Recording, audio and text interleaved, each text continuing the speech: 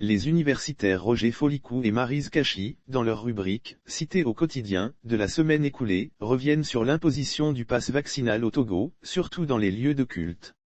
Il faudrait trouver une solution plus pédagogique pour convaincre la population d'aller se faire vacciner, propose-t-il. Lecture. Les élus ont en principe à cœur de faire le bonheur de ceux qui les ont élus, croyons en nous.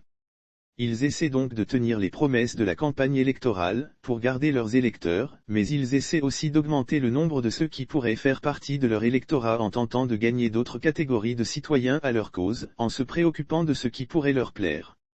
C'est ce qui se fait en ce moment en France par exemple où, après les gentillesses du sommet de Montpellier envers les Africains, Emmanuel Macron est obligé de tenir un langage plus musclé pour ce qui concerne l'immigration africaine, pour faire plaisir à la frange de l'électorat qui est plus à droite. En tous les cas pour ce qui nous concerne, nous citoyens et potentiels électeurs togolais, nous nous demandons qui se préoccupe de notre bonheur.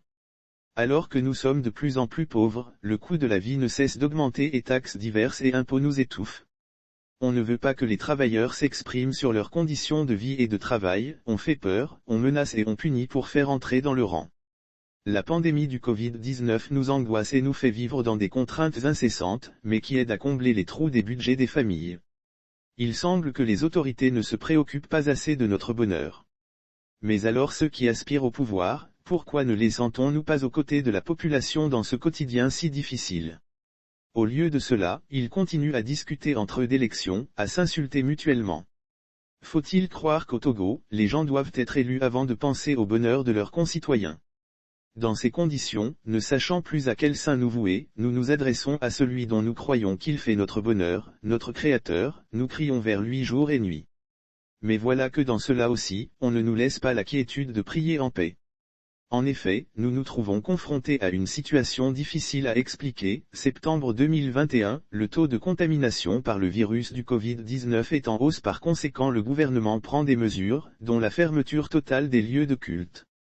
Novembre 2021, au regard de l'évolution positive actuelle enregistrée dans la lutte contre la pandémie, le gouvernement décide la réouverture de tous les lieux de culte à compter du 19 novembre 2021. Mais le gouvernement précise que l'accès aux lieux de culte est désormais subordonné à la présentation d'un pass vaccinal ou d'un test PCR négatif datant de moins de 3 jours.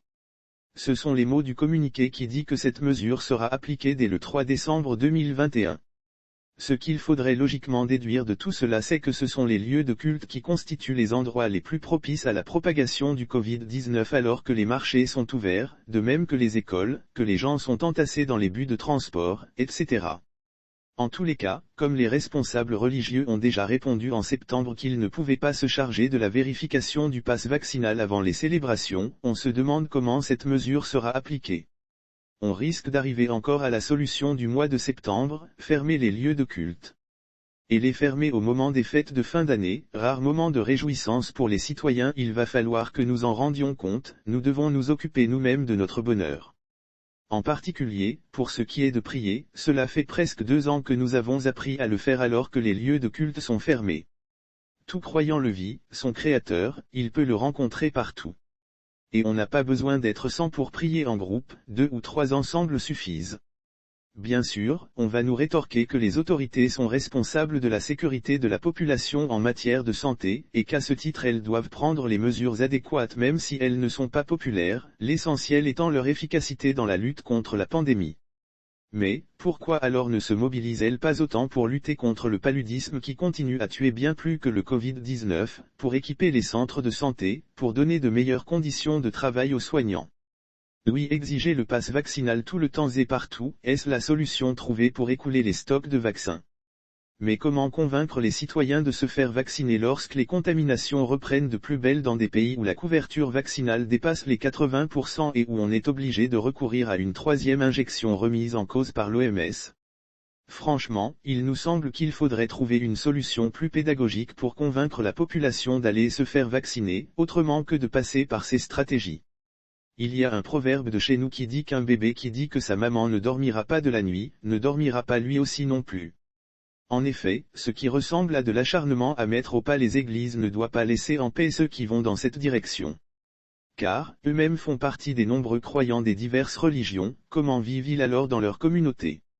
Ne les interroge-t-on pas sur la finalité de leurs actions?